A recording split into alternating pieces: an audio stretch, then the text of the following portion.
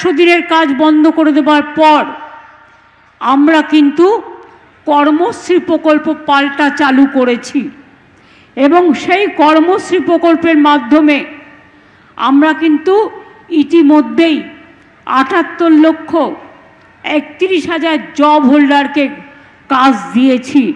20,776 কোটি টাকা ব্যয় করে আমরা 104.58 লক্ষ ম্যান্ডেট তৈরি করেছি।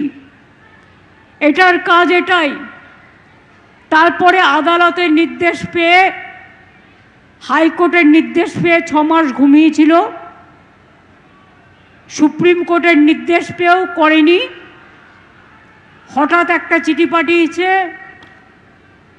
তাতে যা কন্ডিশন দিয়েছে, এটা ডিসেম্বর মাস, আজকে কত তারিখ? 10 তারিখ, 11 তারিখ। এবার এসআইআর শুরু করেছে, মাসে একটাই মাস জানুয়ারি মাস, ফেব্রুয়ারিতে ইলেকশন ডিক্লেয়ার হবে। তার মধ্যে বলছে প্ল্যানিং তৈরি করো। একটা গ্রাম সভায় 10 জনের বেশি কাজ পাবে না।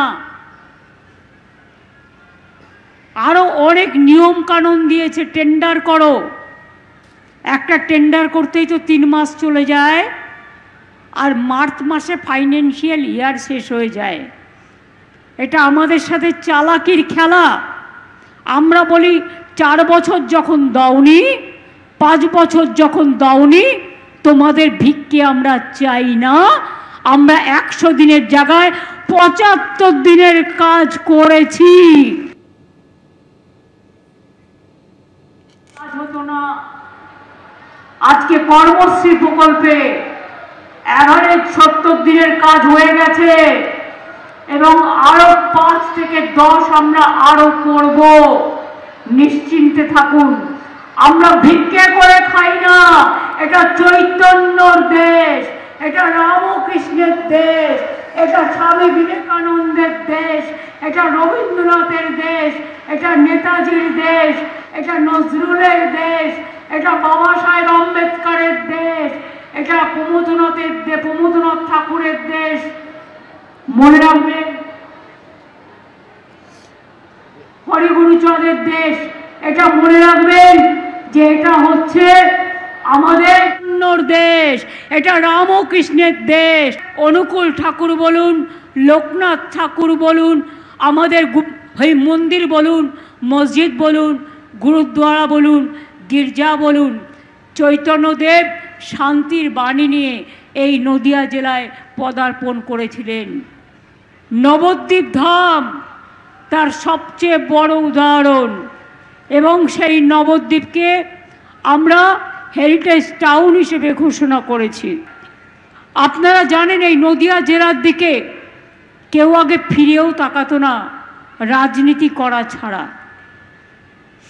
আমরা আসার পর নদিয়া জেলায় 95টা স্কিম তৈরি করেছি সারা পশ্চিম বাংলায়, যার সব সুযোগ আপনারা পান। এছাড়াও কল্যাণীতে আমরা 3টে ইন্ডাস্ট্রিয়াল পার্ক করেছি। এখানে Kalyani integrated textile park, Kalyani industrial park phase 3, Haringhata industrial park, 15টি এমএসএমই ক্লাস্টার, 3টি আইটি পার্ক, কৃষ্ণনগরে 1টি, কল্যাণীতে 2টি রুরাল হাট, 29টি কর্মতীর্থ। আর হস্তশিল্পে নদিয়া জেলা তো গৌরব। ফুলিয়ার শাড়ি থেকে শুরু করে, বাংলার শাড়ি থেকে শুরু করে, তাঁত থেকে শুরু করে, মাটির জিনিস তৈরি থেকে শুরু করে, মাটির পুতুল থেকে শুরু করে, কাঁসা বাসন থেকে শুরু করে, আপনারা পাট থেকে শুরু করে, ধান থেকে শুরু করে, এমনকি মিষ্টি ষড়তীর্থ আমরা তৈরি করেছি। কৃষ্ণনগরের সরপুরিয়া ভাজা এবং কৃষ্ণনগরের বিশেষ করে আপনারা জানেন যে এগুলো খুবই বিখ্যাত। তাঁতের কাপড়, ঘূর্ণির মাটির পিতল, কাঁসা পিতল শিল্প, মৃৎশিল্প বিখ্যাত। ফ্লিপকট হরিণঘাটায় হাব তৈরি করছে, সেখানেও প্রায় 10,000 মানুষের কর্মসংস্থান হবে, বিরাট হচ্ছে। এছাড়াও কৃষ্ণনগরে হয়েছে মসলিন তীর্থ।